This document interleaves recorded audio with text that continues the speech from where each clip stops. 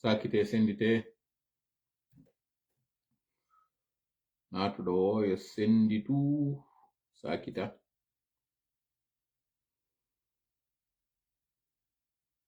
da ko jela woni e darde ni commentaire ji ɗin huɗaki jawgol an joni si ko balde bole adoto commentude ɗo ka ko mbo 0 commentaire je vois 125 personnes 133 ko jelo ndari o live ɗanani je vais vous dire ok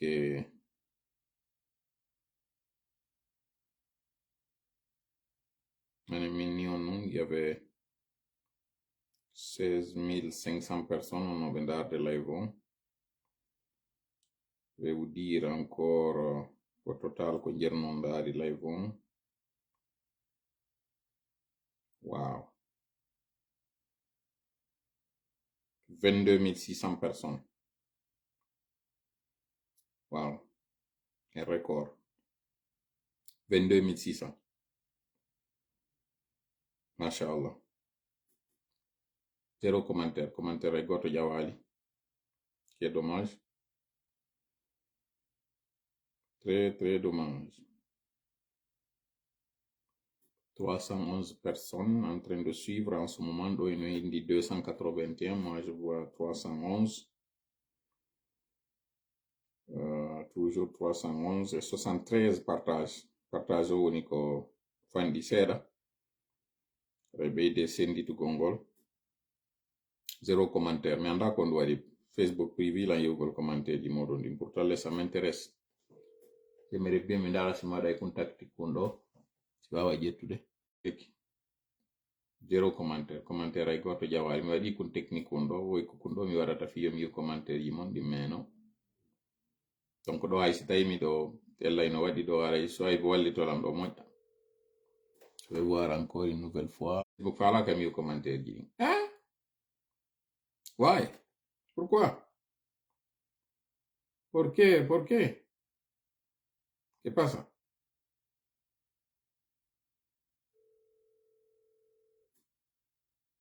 ¿Por qué? Toujours rien. Oh non. Ah, ok, si on va faire avec, hein? On va faire avec. Bon, Johnny Aray 469, on l'a vidéo de Onendarude, 0 commentaire, toujours rien. En réalité, nous sommes 903. 903 Onendarude live on d'après comme on est idée de commentaire, on me dit à 903 personnes pour 136 partages. Bon, are non Johnny Kagine, non? O yiɗe balɗe ɗo scandale ji ɓurɓe wiwde kaari nangama kaari détourni est ce que tawɗo mari fewon ɗo courant ko ɗum mi falano ka commentaire ji ɗo yiwgol non est ce que ɗo mari courant fewno ɗo miɗo humpano ɗum ɗo miɗo falano en jaɓodiri yewtere de toute façon o yii oɗo o yafolan non et puis woɓɓe ara ɗo joni na modi ɗañi UFDG ko ɗum waɗi siɗa wolde sinaɗo na kanko tu woni ton ɓe ngu Ibrahima Diallo ino ton hombo kañum kadi ino ton Yamoussa Sidibé ino ton kaari ino ton en passant ay gorejo amen ino ton o tawinde makko ɗo ko jiwo mais fiyon ɗum miɗo yewtude fi ka oɗo on en particulier fiyon are sandite moƴƴa yewtere nden sakitende ko parce que e yi maître Traoré Mohamed waɗino ɗo joni gibi jonte ɗiɗi gibi o inni kanko o yalti ka CNT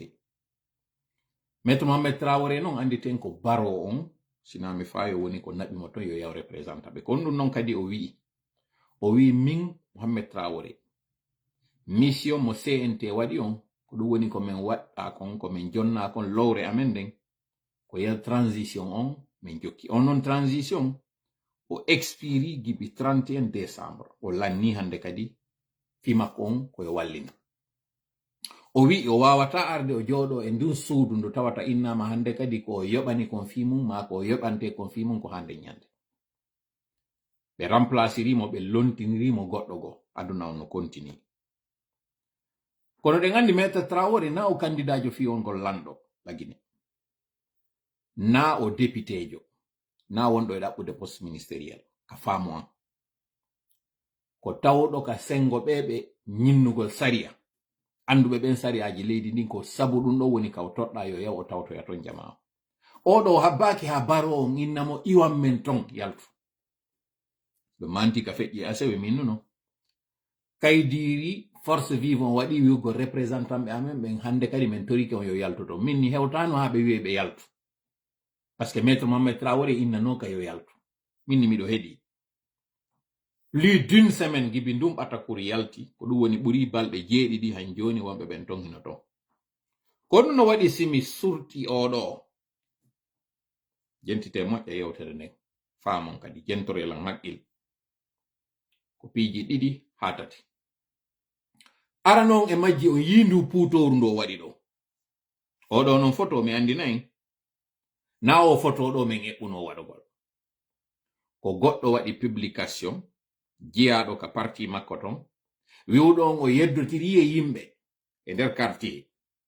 o wi kanko mo hooli o yaltay mo hooli o waɗay ko parti makko on torimo kon wo wonɓe ka nder quartier ton wimo o waɗata meɗen andi guinejo o wondirani ɓe o wi si o waɗali ɗum itte langore nden e français ɓeyna ɗum so mema tête à couper c'est à dire o wi mi joƴƴini seeke hoore anden so waɗal ko mi yiɗon kon tettede o ini hande ɗo no mo maapi parce que o wiwno ɗum jama on ka nder quartier makko woliri sama soɓe o ini parce que kanko o wiwno o ko neɗɗo ko yeɗɗuɗo ko cadre wonɗo compétent ko marɗo intégrité ko ɗum woni ko anduɗo golle muɗum ɗen ko nunɗuɗo o ini mo hooli hoɗɗi on granjo makko ko ɗum wiyeteɗo o Fadja Balde ɗo o yaltay to ko ɗum o wiwno jon noon o iwa si ɓeeɗa heɓay woni gonga hoore makko koye on poste makko o photo ɗo itta jonno ndaare ɗo puutoru makko ndun ɗo moƴƴa so ndaarindu ɗo na sengo leƴƴi on wonɗen e yaarirde na ɗon kono mi faala yen andi tu parti innuɗo mon yo yew o représenta ɓe ton ko parti jattaɗo élection ji laabi 3 ko ɓuri e fanɗude ko 10 15 et 20 ko parti ɗo kañum kay militant ɓe mum ɓura wareede ɗi duuɓi 15 sakkitoruji ɗo ɓen non ɓe woni e wondude muɗum gollida ɗo ko ɓe ɗo woni sombo lanɗo makko on kanko Alaji Sellu Dalen yaltina e suudu ɗum yaltinal mo ka CNT d'accord ko sa woni nder ton ko ton wata gollude to yaltu la politique de la chaise vide n'a jamais aidé ko ɗum woɓɓe on e wiide kono ɗum ko 2022 waɗuno yeyino noon ha kamɓe tigi innama ɓe wawata artode ka leydi no ɓe hewtiri ko kaso ngon habbiɓe ɗum ɗo yaltinali mo yehi ha o yi hande on parti imminɗo mo tigi hande ɗo ɓe falamo dissolvude candidat jo on parti ɗon Alaji Sellu e Sidia e Alpha Condé ɓeɗo fo hande ɗo ino inna kamɓe hande kadi fi laamu maɓɓe lanni hara yonnuno tun e ko innete kon ndu puutoru ndo waɗi ɗo yimɓe ndu puutoru par ce que hande ɗo ndu woni symbole kala faalaɗo trompude jama on koye ɓorno ndu ɗo si ko gonga oɗo ndu puutoru o ɓornike ndu indo ka sala makko indu ka nder fondo makko kañum kadi oɗo no wawi habbade ha yeyete transition lanni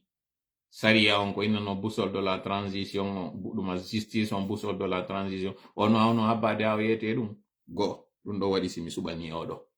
mi suɓaki représentant ɓe luttuɓe mo RPG ono ton han joni alors que Alpha Condé no ka jananiri mo Sidia on ino ton si tawino ton alors que Sidia kañum kadi no ka jananiri suudu Sidia on kañum kadi jattano kono ndu liɓaka oɗo noon suudu lidejo makko on jattano liɓa l'école go kañum kadi darnitaɗo donc na gotum Alpha Condé hande ɗo haysimo ka jananiri yimɓe makko ɓen ino ka laamu o mettiga kadi laamu ngu o laamike duuɓi 11 hande ɗo si ɓeɗo jaɓali ko wi kon kamɓe ɓe andi ara e ko ɓe jokki ɓe innayi si pute e jokki ñebbe ƴawi ndaro e ɗon konto rimoyta donc oɗo joɗagol makko nder ɗo hande mi yi haali ɗum ɗo ko honno goɗɗo wawirta mi justifirande ɗum ɗo haysi hande non ko ɗo woni ñamminde parti on fof hara ɓay innete ɓe boycottuno élection législative ji ɗin gibi 2020 ko ɗum woni duuɓi 5 hande ɗo ɓe heɓali contributeur jo si ko oɗo tu woni ñamminde ɓe fof donc andi jaka yo parti ala ñamude hara ɓe inni si hersayno sendede ndimoyo weltu ko taw heɓa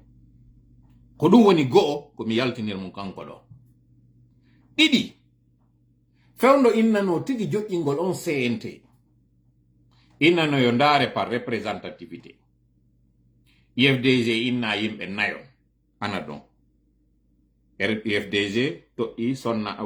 toɗɗi ɗiɗo on tuma mi inni yoɓe ndaaruno ɓe tawna kadi sonnaɓe ton on tuma mi wolno inde sonnaɓe ɗiɗo. goɗɗo e maɓɓe hannde ɗo ino tawdi e CNRD on wolta inde makko. goɗɗo go kañum kadi ɗimmo comme par hasard ɓen ɗiɗo ɓe mi toɗɗino ɗon ɓay on tumari CNRD no ndarde live ji ɗin ɗo ɓe andi kadi ala nadde détail ji goo. CNRD ƴetti goɗɗo on e maɓɓe o geride o gerani hoore makko ha o heɓi poste binde Mandiang Sidi Bé o ya on hannde ɗo no tawa e ɓen ko ɓe woni tawɓe ɓen hino hikkani hannde ɗo yeeso CNRD moƴƴano. ko ɗon tuma min ndaaro golle maɓɓe ɗen mi ndaaraɓe kamɓe ɓen ɗon ko goto e maɓɓe won ɗon momi échange ji seeɗani kono hande mi yewtali bindi mi windidirani mi ala jonde détail ji won ɗon par ce que mi falaka e concentré makko kanko. kono nayoɓe ɓe UFDG few toɗɗinoɓe debbo wari tawaka e maɓɓe ɓen nayo finalement ko goto ɓe jaɓannoɓe ɓe jaɓali ɓe yaluttuɓe. on tuma mi yaltono mi waɗi live min ni si tawi UFDG proposi on tuma li hari siwde suwa représentant ɓe nayo e nder ɓen nayo goto ƴettama minni ko piège ɓe wona waɗede waddedirgol ɓe allié ɓe maɓɓe ɓe par ce que UFDG anade ko alliance. si on alliance ɗon ɓe proposi ɗiɗo e nder allié ɓe maɓɓe ɓen e ɗiɗo e nder parti maɓɓe o ko goto ƴettanaɓe minni ko forowol banana ɓe waɗana wota ɓe siège minni par ce que ɓe yawye ton ino feron pas le poids. mi waɗi on tuma révélation ji ko honno CNRD sélectionnir wonɓe ton ɓe mi yeeti on question ji tati ɗi ɓe landotono neɗɗo on so ari min no tawano noon e ɗin question ji si innama si hewtoyi intérêt CNRD o e intérêt population on ko hombo défendata wiwnoɓe on fof ko intérêt ɓen imminɓe ɓe défendata ɓe noon tigi ƴettata. donc oɗo ko ka wondiri woni e waɗude hannde ɗo ni mo andi o wondirno wondema on tuma o défenda intérêt maɓɓe on kamɓe koko mi wolno noon yittete noon live ji 2022 min ni ɓe aroyi kadi ɓe ni entre intérêt leydi ndin e kanko Mamadi Doumbouya si saria on jooɗike Mamadi waɗi saria on ko hombo ɗoftotoɗa wiwnoɓe on fof ko saria on jokkata ena kanko Mamadi intérêt makko on défendata ɓen ɗon kadi fof ɓe wannoɓe ɓe raɗiɓe. Djiba Milimono mi wola ɗo tun inde goto même si kankadi ha hande men yewtali mo tawano on mo sukaɓe ɓen toɗɗino fiyo yew représentant ton kono ɓay tum ɓe andi mo tawa e ɓen nunɗuɓe mo andi o sodotako ɓe ƴettanomo few ɓe ƴettuno on tuma neɗɗo ka ɓeynino ɗo ko personne ressource ɓe ƴetti goɗɗo go ɓe waɗi to hande ɗo Djiba nano continue golleji muɗum en fait ko yimɓe wonɓe corrompu tu woni hande ɗo ka CNT kinon kiti soa yo wele yo mette hiɗon andi ko jokkuɗon kon ton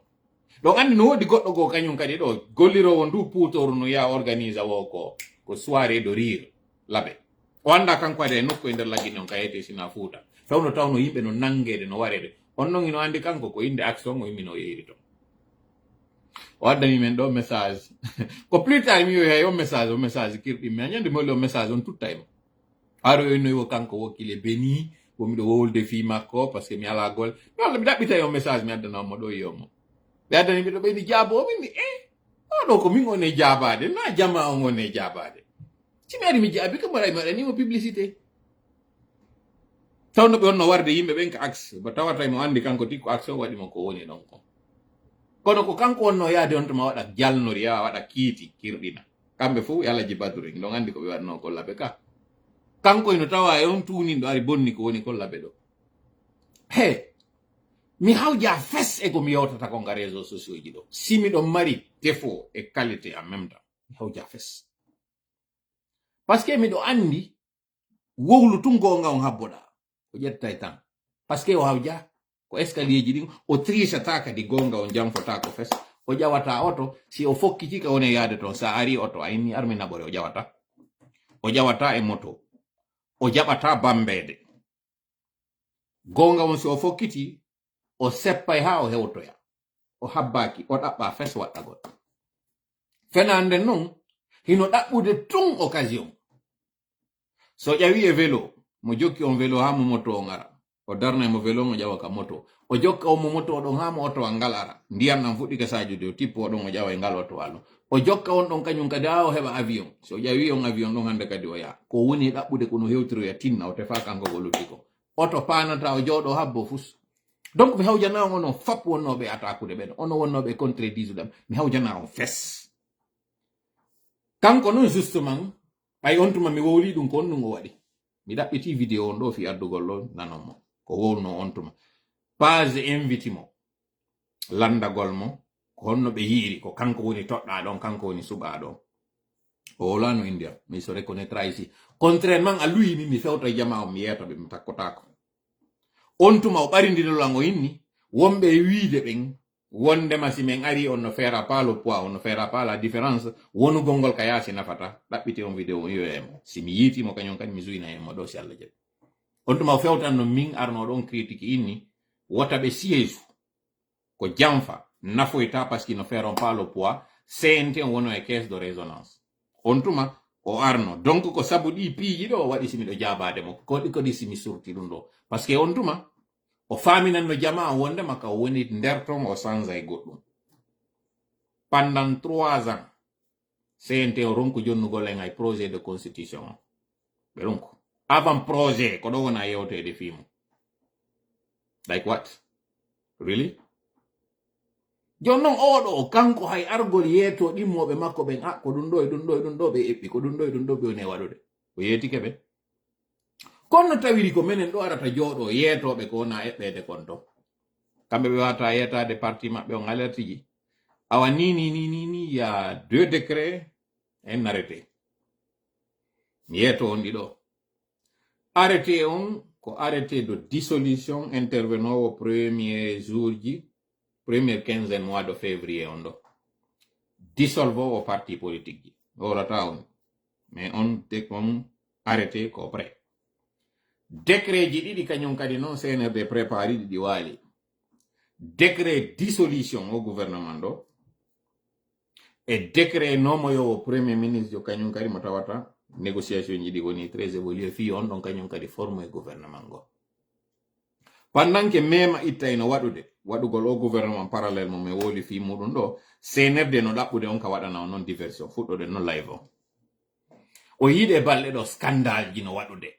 kari na bama kasaria kari sokama kari wadama ni mais je vais être certain que mon e wolde do ko ngino fejjude parce que ya soy andi nan est ce que live on ngino continue pourtant les gens commentent ouais madame Khairi So ini les gens commentent mais ils commentent mais je ne vois pas les gens commentent mais je ne vois pas je sais pas pourquoi je ne vois pas les commentaires si madani on do joni capture vous verrez qu'il n'y a pas de commentaires donc Haray foutan ke andi nan est-ce que le live continue est-ce que les commentaires montent est-ce que live on continue parce que nous darido à 469 personnes lorsque je sais que nous avons plus de 469 parce que moi le live me dit que nous sommes à 5100 personnes 5100 personnes on be darude live on fait on do ni kono mi wawi tawlude on ino do 5 wunkun ino engo 5100 play ino do ka woni yaltiti comment je vais faire fi o wawide voilà no do min banay tungondo dum flash on dum non bon mes commentaires est-ce que les commentaires continuent tu es parfaitement beau aujourd'hui ok Alassane Zaidi Diallo merci beaucoup. We'd like to talk to you in private if possible, bro. Okay, Ibe Diallo. Okay, make sure you send me a private message so we can chat. La femme de Ibrahim Diallo du FNDC aussi est toujours au CNT. Quelle honte. Ok. On ira sur un autre champ. Message, je ne suis pas en train de parler dans le vide. 1200 en ligne et live continue. Ok, Elage Oumar in Nilan, c'est bon. Le son est bon, ok, Oumul Khair Kanyum Kadini, merci beaucoup. Du côté de Ottawa, Msiki Oumul Khair Wani. C'est dit ça. No mi wiri non. Ido yi fe ondo do ni be wadde scandale. Be ina kari wujji kari wadi dum do. C'est juste de la poudre aux yeux.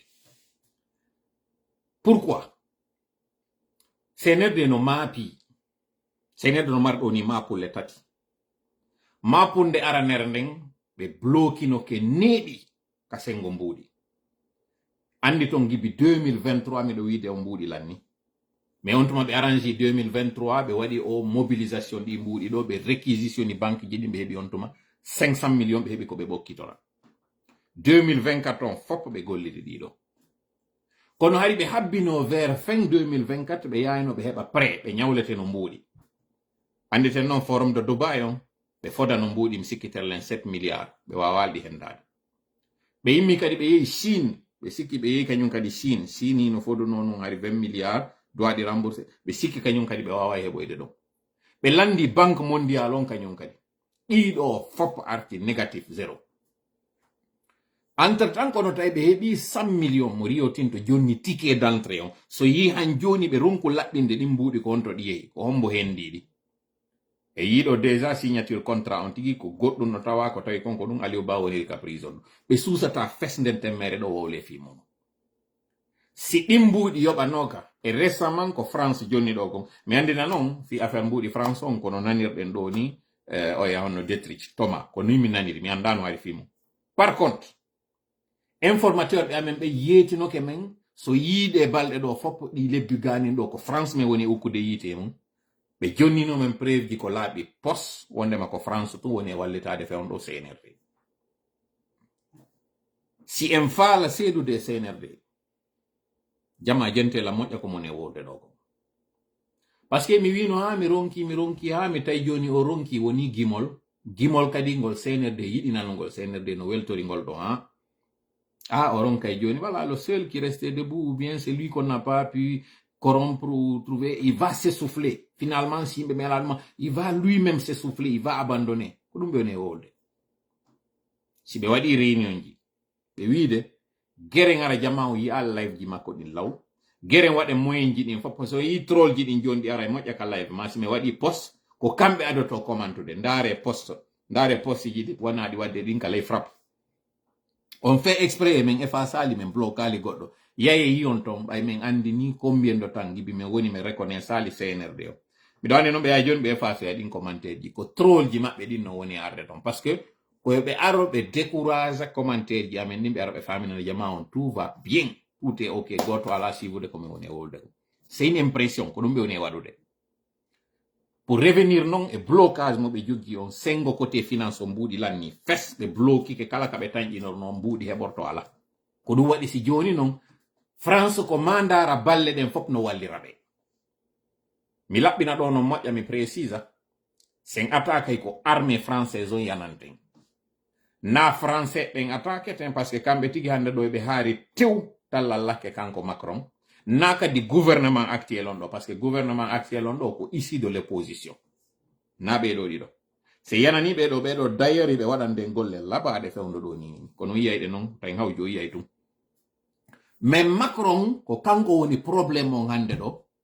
mo fala ɗiɗi e tati wowlete tun en nakkile né après la colonisation ko ɗum o wolata o inna que ça c'est un discours colonial kanko wata ɓe yollumo min tigi miɗo tawano e ɓen arnoɓe fewndo kanko e Tshisekedi ɓe nangodirno ɗo mi ari min ni wondema koɗan o ƴoga woni mo hibbude kono c'était mal connaître l'homme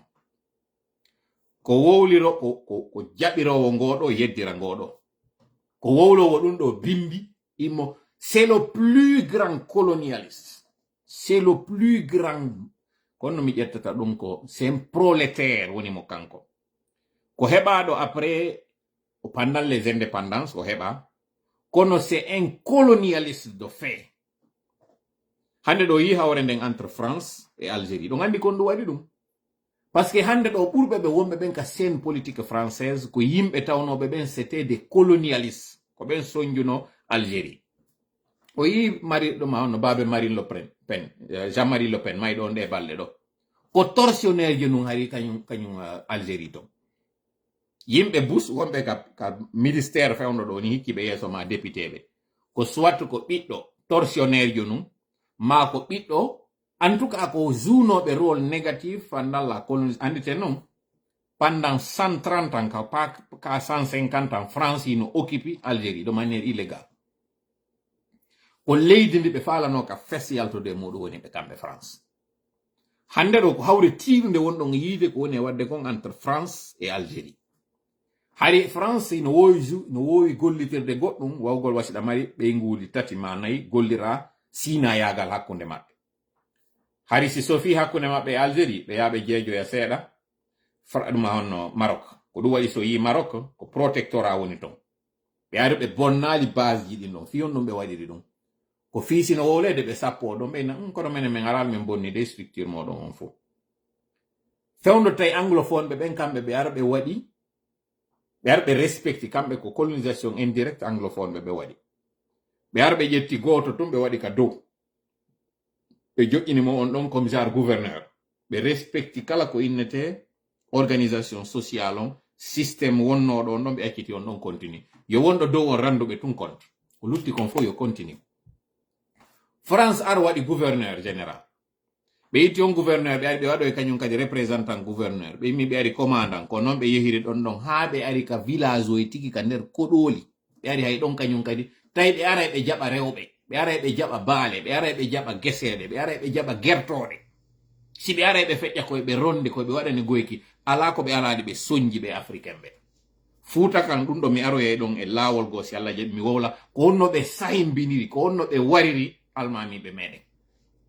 ko ɗum waɗi sen immanaki France armée française on o continue e soñjugole hande ɗo ɓe wallitoraki fu senirde sina parce que ɓe falaka e pollo hikko yeeso lagui mi wowla ɗum ɗo laaɓa pos hande en fop nanon ɗum nano faamo andon hande ɗo si en faala hettude hoore meɗen en immantoɓe fewndo ka tawi ɗo noon ɓe lahi no mi wiri on noon mbuuɗi lanniriɓe joni noon France no haɓɓiti dopayɓe France no haɓɓiti wallitoto ɓe waɗa ɓe sous perfusion armée française on ko neɗɗo maɓɓe woni ko laami hande ɗo lagine colonisation arano on nun si tawno hari koye ɓe arnum ɓe laamo en e ngal ɗo ko kamɓe tigi addi joni goɗɗo joƴƴini hoore meɗen fewndo ɗo ni o légionnaire jo e ɓeygu muɗum Lorian ko kamɓe laami fewndo ɗo lagi fewndo kaɓe wona raɗede un peu partout e nder Afrique on ɓe ari lagine ɓe ari ɓe jooɗi ɗo kono mi faala en yettade ɗi scandale ji ɗi wonɗon yiide no waɗa ɗo fof ko kamɓe yeeti mo inni fewndo ka tawi ɗo mbuuɗi ala ɗaɓɓo ko jonna jama on ɓe heɓa kaɓe hilno kamɓe tigi ɓe reeni mbuuɗi ala circulde senerde gollitera ɗum ɗo noon justifia ko tawi ko mbuuɗi acci circulugol ko ɓeɗo woni e wujjude ko ɗum haɗi e mbuuɗi ɓe gayni ñaamude doomi ɗin gayni tigaje ɗen foppiya ɗum ɗo hilno puisque yimɓe no mari émotion kella Moussa Cissé konto woni na waɗino mukkal koko wonɗon e yiide ɗo ko marɗum ɓuri lebbi 10 o scandale ɗi probléme ji ɗo kono puisque on tuma hari ɓe falano ka e humpito ɓe geri hakkundeji maɓɓe ton et il n'y aura rien absolument tant que ɗon jooɗi kono ɗo ɓe suɓi hakkunde mayde nden e barmine gongol ɓeni tanaji ɗiɗi suɓo silowo ƴiƴam moytata wonki o hande ɗo deuxiéme point on transition o lannino giɓe 31 décembre hiɓe andi ɓe ƴoɓi ni hiɓe andi fewndo si jama on immanike ɓe tum ɓe ruuye few hiɓe yino wowlede fi formation nouveau gouvernement hiɓe andi communauté international o wi men sakkanike on ko men sakkoto kon ɓay tun o wawa réglede ha hewti fewndo hande ɗo Trump ari hande kadi komo kala chacun pour soi Dieu pour tous hiɓe ɗaɓɓude noon hande ɗo koɓe jonna en wedditoɗen goo e bilan on zére correct wedditoɗen e landugol transition on yeggiten kañum kadi wondema mbuuɗi ala circulde ɓe andi koyen émotif hiɓe andi hiɗen yiɗi trop règlement de compte ɓe jonna en noon hande kadi ɗe ƴiye ɗe ŋoñoteɗen yeggiten essentiel on ara en wowlali retour à l'ordre constitutionnel mo tawata ɓe respecta yo c'est tout absolument rien et il ne y aura absolument rien o yiɗo article innuɗo finalement ɓe waɗi règlement on à l'amiable n'est-ce pas fop ko ni wonirta cependant je vais m'adresser à ceux qui sont en train de faire tout un tintamarre autour de ce problème autour de cette situation d'accord c'est bien vous êtes en train de nous parler de scandale vous êtes en train de nous parler de détournement vous êtes en train d'envisager des condamnations contre des anciens dignitaires vous voulez nous faire croire que vous êtes là pour assainir le paysage politique.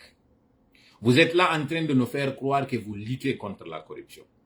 D'accord, c'est bien.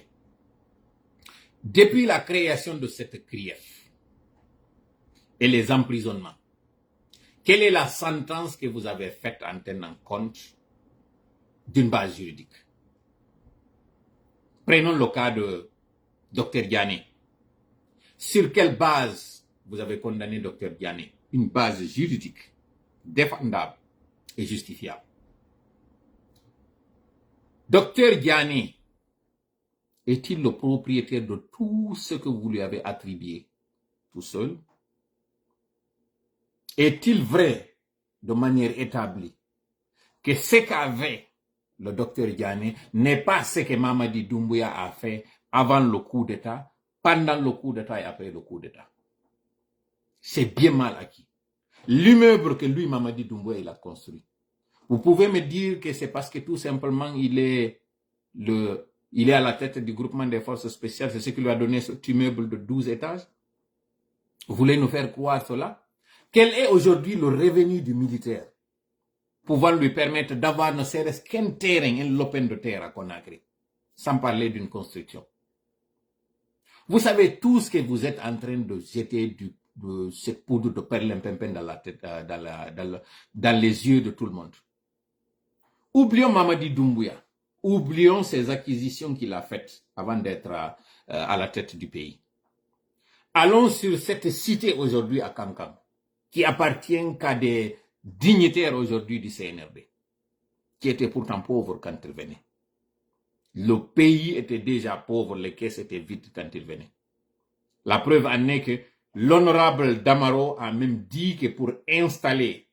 l'Assemblée nationale de l'époque et tenir la première session, il a fallu prendre de l'argent qui était destiné à la construction du siège pour payer les députés. Des députés qui agissent sans lesquels il n'y a même pas de budget de fonctionnement de l'État. On a dû prendre de l'argent pour payer ces personnes-là. Ça veut dire que les caisses étaient vides. Ça veut dire que donc le pays était pauvre. Qu'en est-il maintenant des citoyens du pays? Ces personnes venues, pauvres, qui avaient dit lorsqu'il y a eu des mesures de sanctions contre ceux qui ont fait le coup d'État, Ammara avait dit que nous n'avons pas de compte à l'étranger, nous n'avons pas de biens. Aujourd'hui, lui, Ammara, pour ne parler que de lui, ce contrat aujourd'hui des camions pour le transport des matériels pour le projet Simandou, c'est qui est à la tête? Qui est en train de négocier ce contrat aujourd'hui avec des chauffeurs? Et heureusement, nous avons des audios. Heureusement, nous avons des audios et vous allez être... Vous voulez de scandale, n'est-ce pas? Nous allons vraiment vous servir. Ammara, cette fois-ci, tu es tombé dans un piège. Et je suis très, très, très content. Parce que cet échange que tu as eu avec ces chauffeurs, ceux qui sont venus négocier le contrat de ces remorques plateaux, pour qu'ils envoient ces remorques, pour que ces remorques transportent le matériel, nous avons l'audio. Et nous avons des preuves matérielles. Certains diront, remettez-les, balancez-les. Non, nous n'agissons pas comme ça. Vous voulez de scandale, justement. C'est lui le secrétaire à la présidence. C'est lui aujourd'hui qui parle au nom de Mamadi Doumbouya. Et c'est lui qui va racketter des chauffeurs pour qu'il y ait des contrats alors qu'il n'a même pas cette prérogative. Qu'est-ce que toi, Ammara, tu fais dans un contrat de transport? Et ça, d'ailleurs, c'est préjudiciable à Rio Tinto.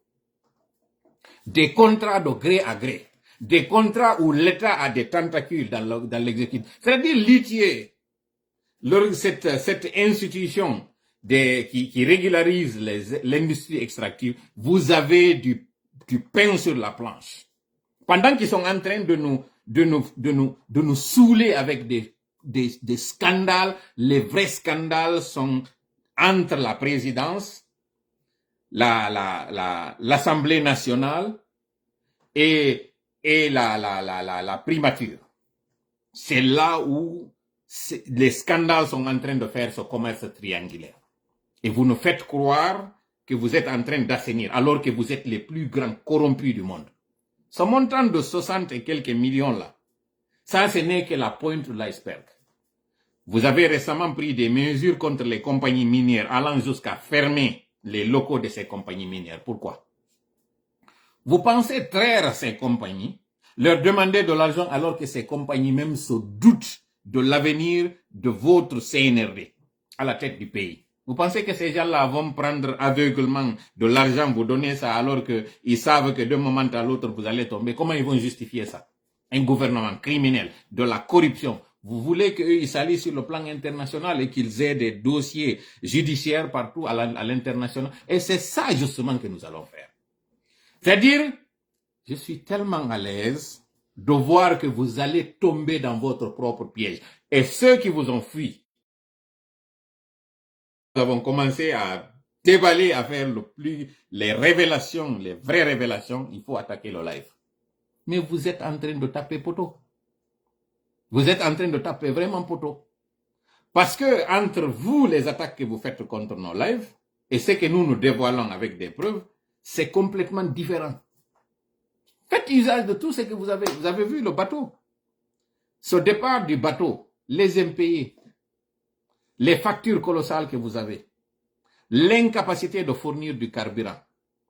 Tout cela, vous n'en parlez pas. Et vous êtes en train de distraire les gens en faisant croire que c'est parce que vous voulez une nouvelle capacité. Parlons justement de capacité. L'arrivée de Dangote. Parlons-en. Vous êtes en train de faire croire que Dangote est venu et que vous êtes fréquentable. Je précise que ce voyage d'Aliko Dangote, en réalité, c'est une œuvre d'Alpha Condé. Aliko Dangote visait une exploitation de ciment en Guinée, l'installation d'une usine de ciment en Guinée. Cette usine de ciment devait être faite avant que les Marocains finalement n'obtiennent la licence pour installer CIMAF et Diamond Cement. Allez-y, ce que nous sommes en train de dire, c'est palpable. Allez demander là-bas. Ces Marocains ont préféré, enfin, n'allons pas très loin, la Guinée, professeur Alpha Condé à l'époque, Padré, avait privilégié les Marocains parce que tout simplement, il y avait eu des informations qui avaient fuité selon lesquelles Sékou Konaté, depuis le Maroc, était en train de planifier un coup contre la Guinée. Professeur Alpha Condé, sachant très bien la capacité de nuisance de lui, Sékou Konaté, a préféré en fait se rapprocher plus des Marocains. D'abord, vous vous rappelez le nom du palais, Mohamed V. Ça, c'était son rapprochement avec le Maroc. Ensuite, le fait de donner à ces Marocains le marché guinéen, ça aussi, c'était un geste envers le Maroc pour tout simplement s'assurer pour assurer ses gardes, on va dire. Donc, ce tintamarre autour de l'arrivée d'Aliko Dangote, c'est un dossier, comme d'ailleurs tous les dossiers que le CNRD est en train d'exécuter aujourd'hui, qui sont l'œuvre d'Alpha Condé. C'est-à-dire, le rapprochement avec Kagame, c'est Alpha Condé qui avait ouvert ça. Le pont, c'est lui qui devait baptiser le pont Kagame. Maintenant, dans la continuité, le CNRD est en train de faire de la récupération. Le CNRD est en train de faire de la tromperie à travers les images. Donc, sachant très bien que lui, Aliko Dangote, avait des difficultés pour sa raffinerie au Niger, et les informations et les articles existent. Il a fini une raffinerie, mais il n'y avait pas de produit pour faire le raffinage. Il a fallu que l'État nigérian, lui aussi, étant dans une situation difficile avec le carburant, ils ont fait une sorte de coopération gagnant-gagnant. Je te donne du produit à raffiner, j'arrête la subvention de ce carburant, tu produis, tu vends, chacun de nous est gagnant. Sauf que Aliko Dangote sait très bien que lui, il a investi dans cette raffinerie dans le but, comme tout entrepreneur, comme tout homme d'affaires, d'avoir du gain immédiat. Alors que l'État, lui, c'est une partie payée en nature ou en faveur. Or, c'est pas lui ce qu'il cherche. Donc, dans sa recherche de partenaires avec lesquels travailler, le CNRD a saisi le ballon au rebond pour l'inviter à venir en Guinée. D'abord, pour réactiver sa demande d'installation de cette usine de ciment. Et là, les informations que nous avons eues, c'est que ça va être la zone de comment s'appelle ça, Colentin et Sougueta, il y a il y a un gisement de ciment vers là. D'autres ont dit que c'est du côté de Yangyang. Il y a aussi des minerais de ciment vers ce côté-là. D'autres ont dit tout simplement, ça va être une usine où ils produiront du ciment. Et cette usine de production du ciment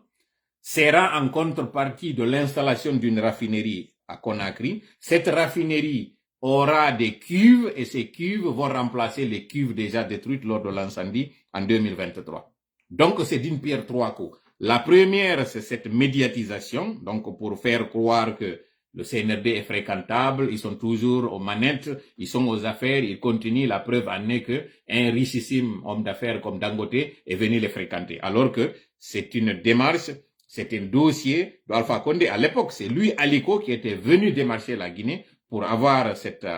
l'installation de cette usine de ciment. Et il y avait d'autres aussi projets annexes. Il y avait d'autres projets. Voilà, j'essaie de trouver l'expression qui va réellement avec. Mais en tout cas, il y avait d'autres intérêts aussi en jeu, comme des mines d'or, ainsi de suite. Sauf que Padre n'avait pas vu en sa venue entièrement une chose qui pouvait à l'époque l'arranger parce que c'était pas ça la priorité, que lui il avait d'autres priorités. Donc ils se sont pas entendus. Mais les dossiers sont restés dans les tiroirs, les traces sont restées là. Le CNRD n'a fait que ressortir ça et profiter de la situation où Aliko est en train de chercher des débouchés, en train de chercher des partenaires pour son carburant raffiné, parce qu'il faut préciser que le raffinage, c'est ce produit-là que nous utilisons. Ça, c'est le produit fini. Alors que le produit brut, on ne peut pas l'utiliser en tant que tel. C'est aujourd'hui le problème entre le Canada et les États-Unis. C'est cette question de forage de ces puits de pétrole, mais l'usine de raffinage qui est le produit fini. Pour revenir au cas, le lien entre ce bateau et l'arrivée de Aliko Dangote, les informations que nous avons eues, c'est que le CNRD fait face à trois problèmes. Le premier, c'est celui d'argent. Ils n'ont pas d'argent. Le deuxième, c'est celui des impayés avec le bateau. Ils n'arrivent plus à suivre le rythme. Toutes les parties, toutes les portes d'entrée d'argent qu'ils espéraient se sont fermées. Il n'y a plus d'argent. Or, il faut servir la population en électricité. Donc, qu'est-ce qu'ils font? Ils nous disent qu'il y a une grande capacité qui va arriver, une façon de justifier les factures faramineuses d'électricité, une façon de faire croire aux gens, si vous payez l'électricité, vous allez avoir un meilleur service, alors qu'Alpha Condé nous avait donné de l'électricité sans forcément qu'il y ait cette augmentation sur les tarifs de l'électricité. En gros, ce premier problème que le CNRD a, il veut le régler, ce problème avec ce départ de bateau et l'arrivée de lui, Aliko Dangote. Cette raffinerie servira à fournir à la fois de dépôts, de carburant pour l'utilisation commerciale et domestique, mais aussi pour faire face à ce bateau parce qu'ils ont compris qu'ils ne pourront pas régler le problème électrique sans faire recours à un bateau. Et rappelez-vous, le contrat de Alpha Condé, on payait et puis ils fournissaient à la fois l'électricité mais le carburant. Ils ont chassé ce bateau avec son contrat, ils ont fait venir un autre bateau où ils ont appliqué la même formule qu'à Kankan, c'est-à-dire à Kankan, il y a les groupes électrogènes qu'il faut louer, mais il y a le carburant aussi qu'il faut fournir à la centrale thermique de Kankan. C'est la même chose qu'ils ont négocié, donc le bateau revenu, il est revenu plus cher. Là maintenant, avec les factures impayées et le manque d'électricité, ils chassent le bateau. Le temps pour lui de partir et que les négociations se fassent avec Dangote qui va leur fournir du carburant issu justement de sa raffinerie. Donc, ils négocient du carburant avec le Nigeria parce que maintenant, n'étant même plus crédible pour avoir du carburant à partir de l'étranger, ils doivent de l'argent à leurs fournisseurs. Il y a des procès en justice avec ce fournisseur-là. Il y a des procès en justice à l'international avec l'ancien fournisseur. Donc, c'est des successions de procès à l'international avec zéro argent. Voilà la situation du pays. Voilà la crise économique dans laquelle le CNRD nous a plongé. Et maintenant, l'autre aussi objectif, quel est l'autre aussi avantage qu'ils auraient? Ils prétendent qu'il y aura de l'emploi. Ils prétendent qu'avec l'installation de cette raffinerie, l'installation de cette usine de ciment, il y aura de l'emploi. Sauf que Aliko n'est pas quelqu'un de bête. Ce n'est pas un niais. Ce n'est pas un nigo. C'est quelqu'un d'intelligent, comme d'ailleurs tout homme d'affaires. Il sait oser, il sait aussi voir le terrain. Il a promis de retourner et de faire une décision et de le revenir. Entre-temps, le CNRD est dans une grosse merde. Ils sont dans une grosse merde. Parce que vous avez vu récemment, à la fin de l'année, comment ils se sont débrouillés pour le carburant. Il y a eu des pénuries de carburant. Vous avez vu, on vous a expliqué que cette pénurie, ce n'est qu'une façon de vous divertir. Ce n'est qu'une façon de détourner l'attention sur l'essentiel. Tout cela, qu'est-ce que nous voulons vous dire? Le moment est venu pour le peuple de Guinée d'arrêter cette saignée financière. Ceux qui sont en train de nous montrer ne sont que les petits voleurs. Aujourd'hui, le CNRD a rapatrié de l'argent partout dans le monde pour aller acheter des maisons. Et ils sont en train de signer des contrats gré à gré. Ils sont en train d'être au four et au moulin. Ils sont partout dans les contrats de Simandou. Djiba Diakité, c'est devenu un millionnaire en dollars alors que les militaires et les citoyens, les fonctionnaires n'arrivent même pas à avoir accès à leur salaire. Les militaires aujourd'hui, c'est le sauve qui peut. Parfois, il faut organiser du kidnapping, du braquage, du brigandage et de l'extorsion pour pouvoir payer certains hommes en uniforme. Tout ce que vous voyez là, ces kidnapping, ces attaques à main armée, ils sont derrière parce qu'il faut les nourrir. Certains, on leur donne même la carte blanche pour leur dire « Allez chercher à vous nourrir ». C'est comme aller à la chasse, allez vous nourrir. C'est ce qu'ils disent. Donc, en gros, comme il faut là, on y est à déjà à la Guinée. On y est déjà, il faut que on va dans des communications qui font de l'estage. CNRD wowlu gonga mbuudi di lanni no hebi no duubi didi gibi mbuudi lanni tola no yemande on do inna wowle dit la vérité kono puisque han joni simi wowli don sika ko sama kala jon non on fuddi ke yide na hitane ne muluko moda to ni wojjata di scandale yi do wota on komantudi few Moussa Cissé wadi no padal nebi on nanino do kanyon kadi fi afel ya on no bayla liyo ido piji fo ko mbuudi détournadi hakkunde président son e di ministère ji don don e yide do primaturon kanyum assemblée nationale CNRD jabali han joni yetagol en di 500 millions jibe wiuno ko fi wadugol infrastructure na dum be annonce no ko infrastructure keso hombo yiwdo mo CNRD wadi woni ko électrique woni ko hospitalière woni ko éducative kono CNRD wadi kesum lawol kesol gol be wadi harana ko Alpha Condé wadi be ari be lanniti on dossier marana contrat signé no do adobe yetela ngandi do ka commentaire di ndi yaltito mi yo yadi yetela no absolument rien ko be yobu non fonctionnaire be 2024 on do ko dido be bokkitori be sikkuno be heba eno mbuudi ka feccere hitane ne forum mo be wadu non to on Dubai 7 millions jidi be fodano don ni be wawale ndade parce que ko fodore wadano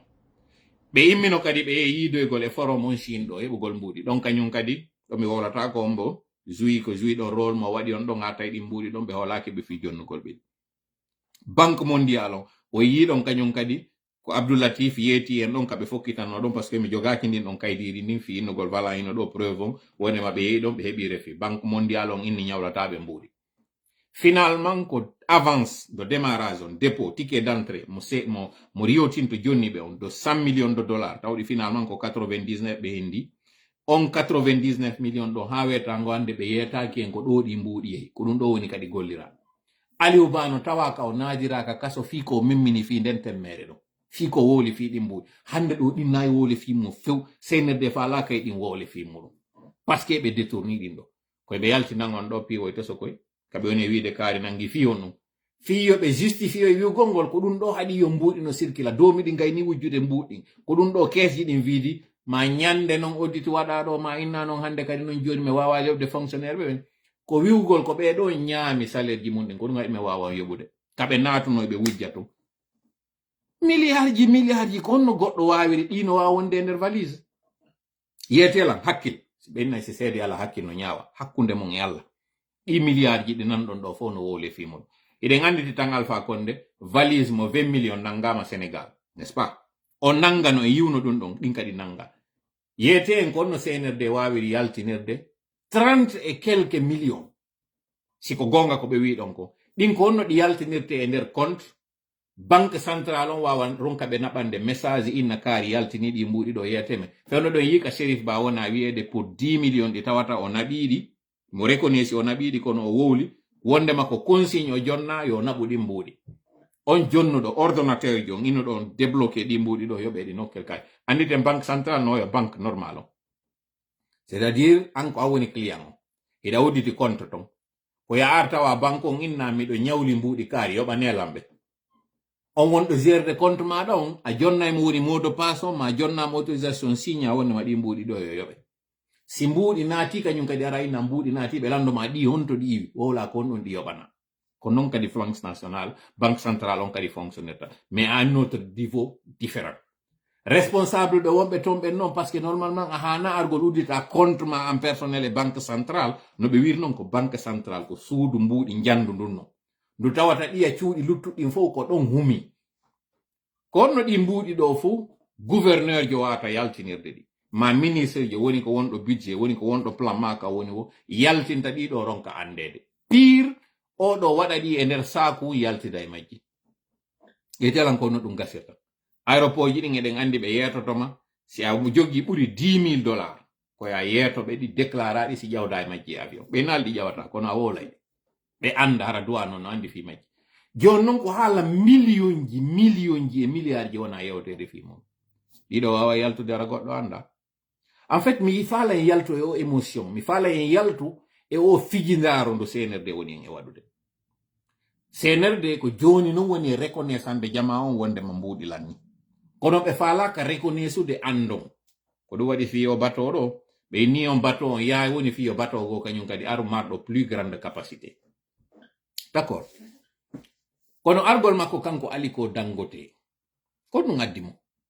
yeeto on ɗum ɗon kono ɗum kadi woni kaɓe woni e négociude fewndo ɗo kañum CNRD ko récupération woni e waɗude no yirɗo nanin e yewti no fi trompe ko woni e wadde ko kanko kadi ko yo waɗu ɗi image ji waɗa ngin communication yimɓe fof yiya ɗum ɗon e yiɗo fewndo yaltituno ɗo o weeɓodi e kañum Kagame on tuma fof innano kanko o famotiri kawane lammi andi ene giɗe weli ha impressionnude no weli fiya yo goɗɗo yaltutu hande kadi se yiɗon ɗon ara lammi hande ɗo ɗon nande fi Kagame no yewtede no gasano ɓe wolay ɗum ɗo tum ɓe ya ɓe ɗaɓɓa no ɓe pargitira kañum kadi no ɓe famotirira e makko fiyo yaltutu kadi wiya relation ji ɗi no moƴƴiri ɓe awa ni fonctionnaire ɓe rwandeɓe e marocain ɓe no nanga lagine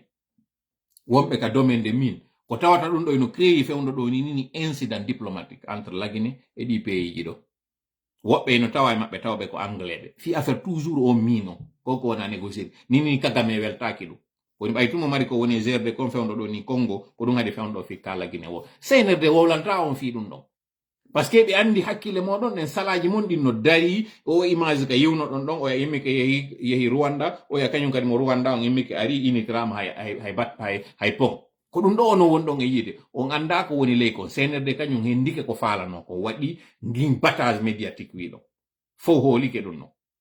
awa fewndo ni kañum kadi ka Aliko on ko ɗin dossier ji ɗi tawata Alpha Condé Aliko Dangote har no négocier no fi heɓugol yiltete en 2017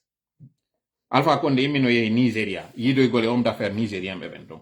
o wowno on tuma o inni wo Afrique no doit heɓude 50 ou 100 Aliko Dangote ɗaɓɓite on article on yiyayno on tuma o yiiduno e homme d'affaires nigérien ɓe ɓen ɓe wonno ɗaɓɓude ɓen no ara financira lagine Aliko yeetimo inni kañum ino wawi gollude goɗɗum lagine kono ko yi ko domaine ji tati domaine énergétique ɗum ɗon noon tawi déjà o famotirino ɗum ɗon e turkuɓe ɓen o wata jonnude ɗum ɗon goɗɗo o yini domaine ɗuma moƴƴingol ɗuma honno usine ɗuma honno domaine ɗuma honno usine ji ɗin o yini woymo faala investissade ka ɗuma ka siman on noon Alpha Condé fewno Sékou Ba e jooɗoyi Maroc woɓɓe yeetimo service de renseignement marocain ɓe mbay ɗum ɗo joni ko pulal mi wowlam jonna détail ji muɗum ko ɓeɗo noddimo inni ɓe tañƴinike goɗɗo eno faala waɗande mo kuu iwi ka leydi makko ɓay noon mo ƴoƴƴi o giri waɗi enquête ji ɗin ha o andi ko Sékou Ba Konaté mo andi noon on weltaki ko tawi kon wi'i récompense aka no duyra noon après transition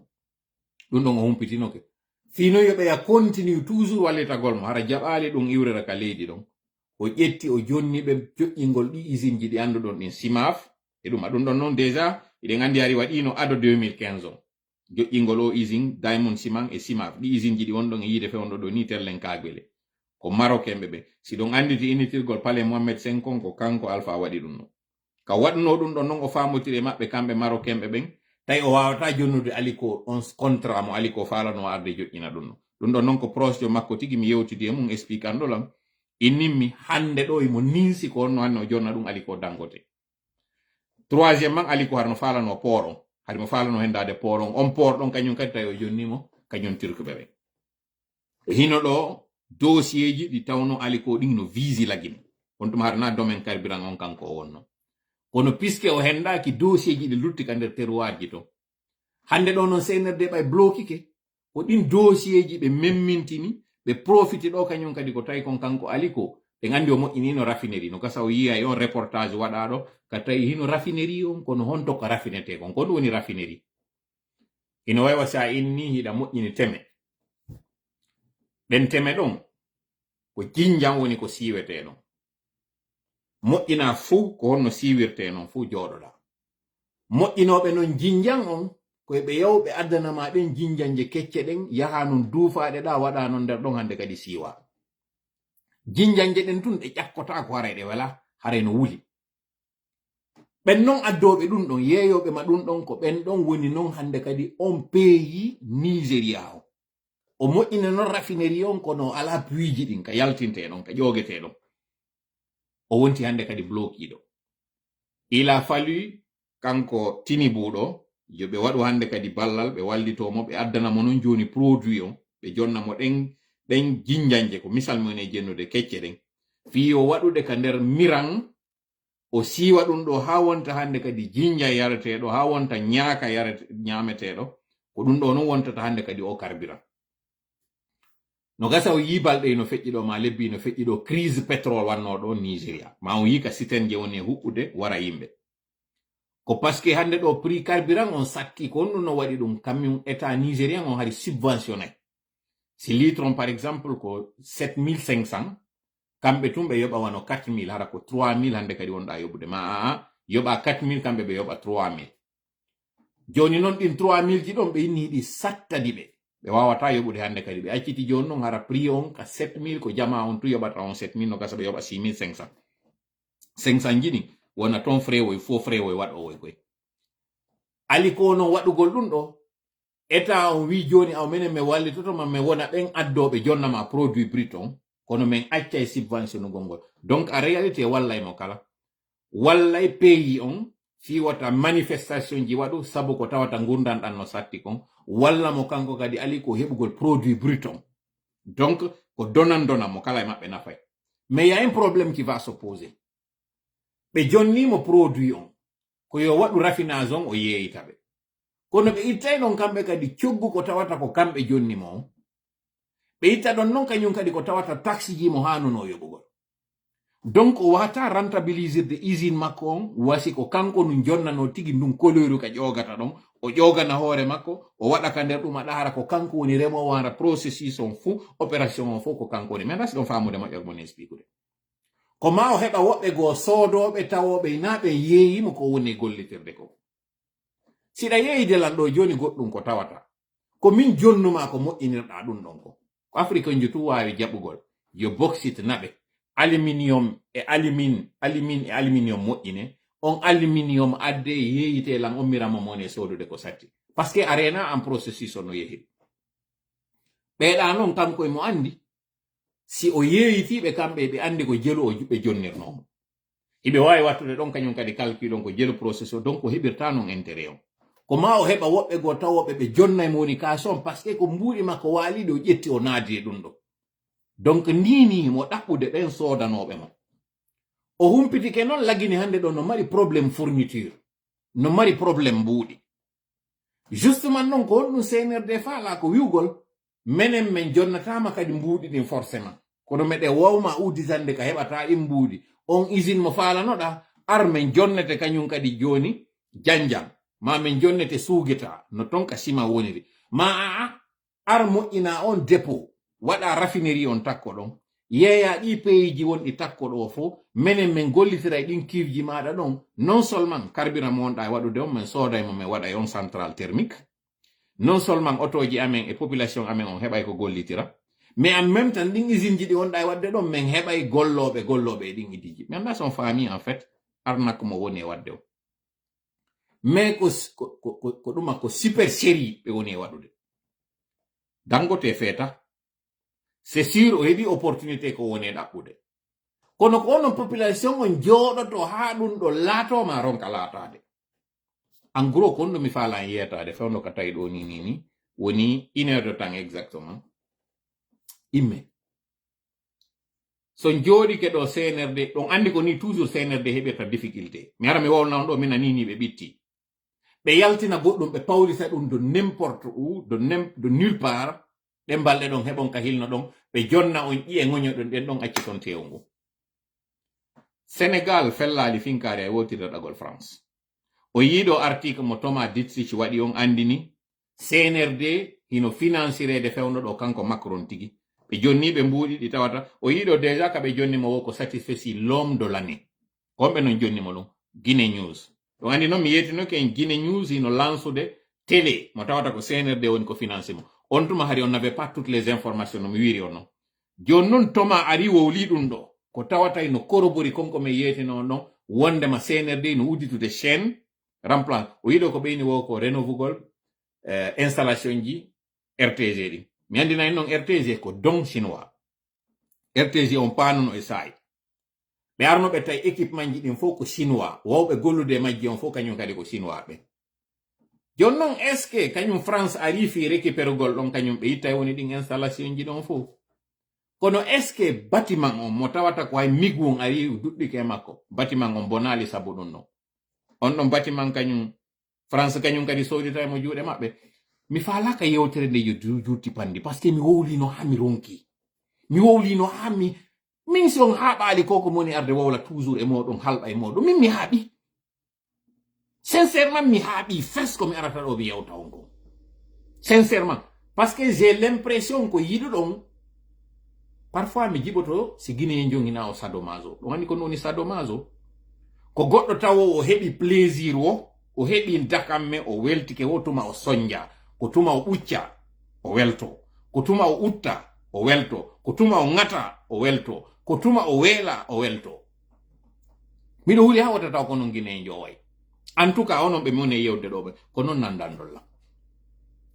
CNRD koko woni wadde ɗo kon fof encore une fois mi répéta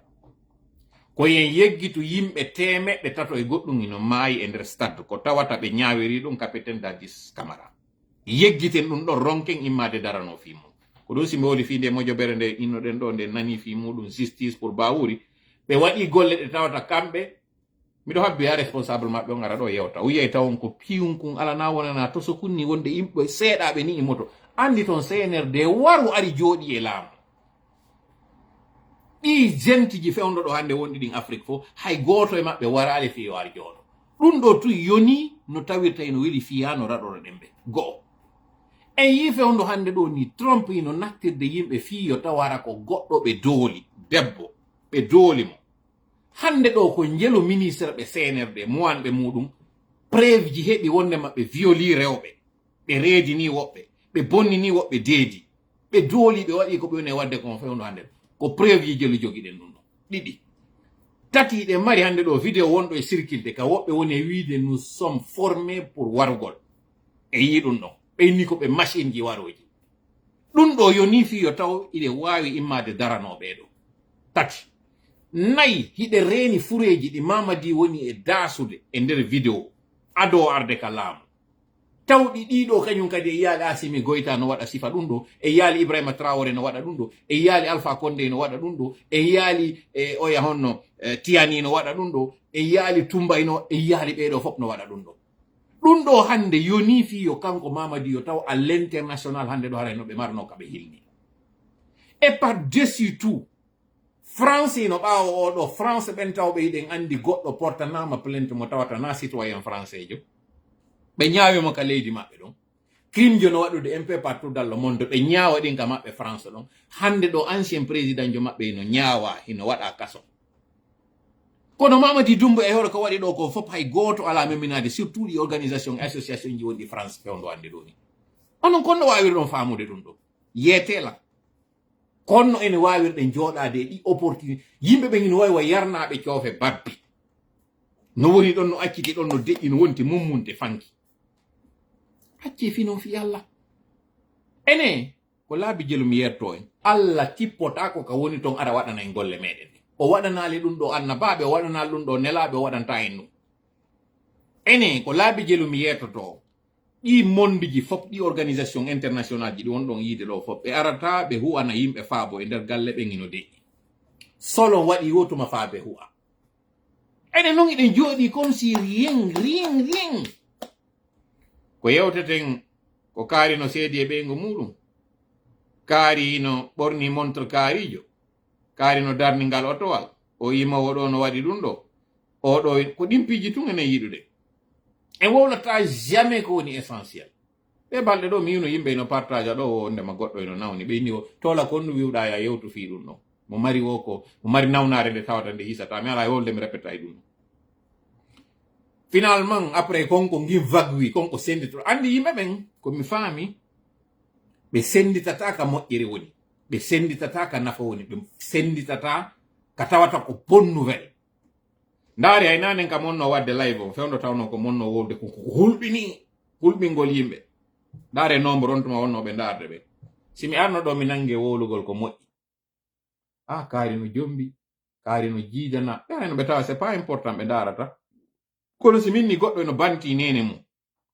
goɗɗo eno jaati yaaye mum goɗɗo eno reedini ɓiɗɗo muɗum ɗiɗo piiji ɓay ko kawakeji ñidduɗi ɗi tawata hay hunduko susata wolde sakko noppi tuna jentito ɗum ɗo ɗiɗo jamaw no yiɗi sendugol ɗi goɗɗo eno waɗi accident jungo makko eno taƴi ɗum ɗo eno hulɓini yiwgol hiɗo yiɗi sendo si tawno tun Facebook alano blokude ɗin image ji hande ɗo areno ko ɗum tu wonno ɗon partage kono goɗɗo eno dankade kullum no hollude wondema otowal tappi kullum ko wonno kun kullum dankorte ha kun daɗa on senditata ɗum ɗo nge yite sumuge gen ɗo fof Californie en yika kullo e wona wallede yokoye daɗo lagine ko yimɓe woni e mayde e nder giiteeli cuuɗi mum bonneɓe raɗe senerde ala dankade ɓe yimɓe wuruɓe ɗo ɓe yimɓe tawɓe ɗo ko banu adama portoɓe inna ɓen ko heferɓe ino dankade kullum fewndo giiteel ɗi woni e huɓɓude organisation e association ji moƴƴina fi argol ƴetta koye bare woy ɗo taw koye jommum doguno acci koye ɓaawo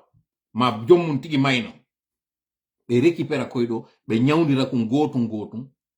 ɓe wattana koye ko heɓa yimɓe hesoɓe dankotoɓe ɓe hande ɗo enen ɗen mari pay koye wonkoye jindude Conakry waalowoy e tarawje worɓe e rewɓe bandi ala doola ɓe bandi ala hendoɓe naɓa yeeyoya goɗɗo immota ko inna paygu ngino waali e taraw mayi dankoɗen kum ɗo ayyata yimɓe no waɗa ɗi si ɓe waɗi ɗum ɗon ko yiingo ko waɗugol ngol tawa koye fof yiwu komanta kaari no moƴƴi ngaari kaari none on waɗirta ɗum ɗo jamais sutura yola ɗum ɗo noon fiyo inne wonɓe waɗɓe ɓe no Allah no inni waɗe moƴƴiri nden sirran wa alaniyatan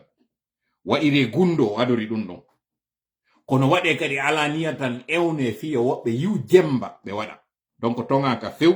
yaltintingol ko moƴƴi kon holla ko wi'a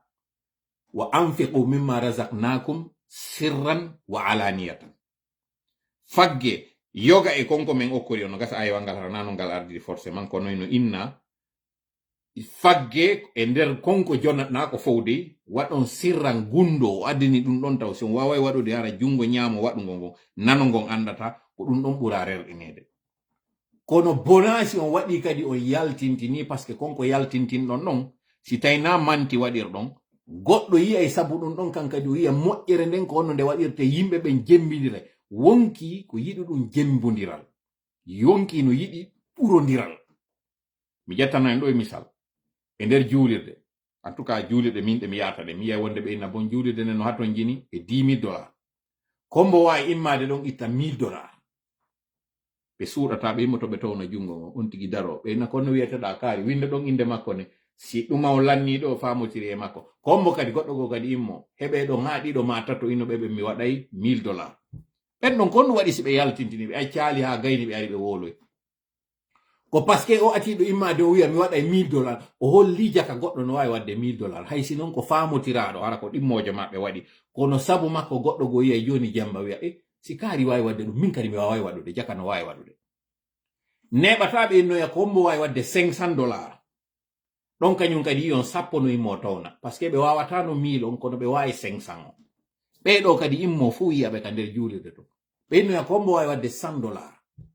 ɗo kañum kadi yimɓe temedere immo waɗa jonnon calculé ɓe tatoɗa ka 1000 e ɓe sappoɗa ka 500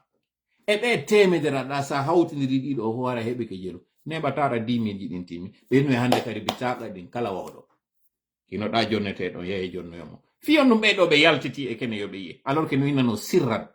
ko parce que alaniya tan on kañum kadi nafay ɗum ɗo fof kon ɗo mi faala e yetade ɗon andi ɗi live ji ɗi waɗeten fof en hawtidira woni ko pédagogique ko jannugol wonɗen andingol e andintingol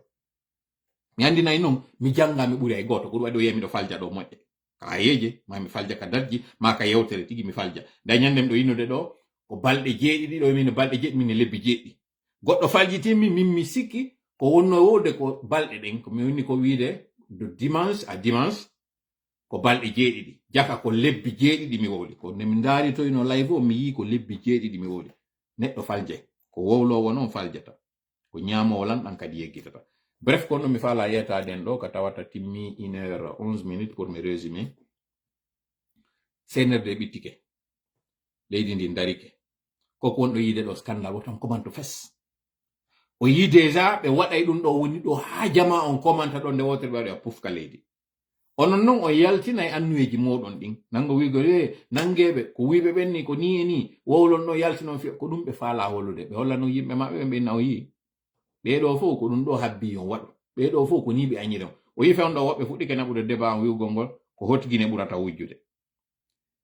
senerde no wadde goɗɗum hiɓe gollude ni mi yi kañum kadi ɗo ka diveji mi yeggitay no joni no wi'e ɗum ɗo mi wowla hay mi yi o ko Amadou Tidiane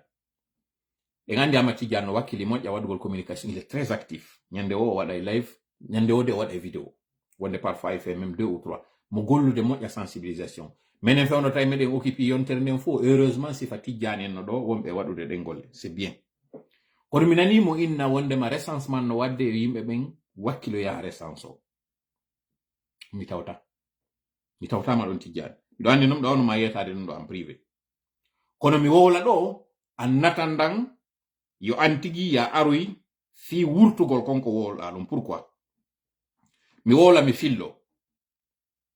siɗen faala en vota e laabi temedere lagine siɗen faala en adda e bisawo ɓe watta e meɗen fi votugol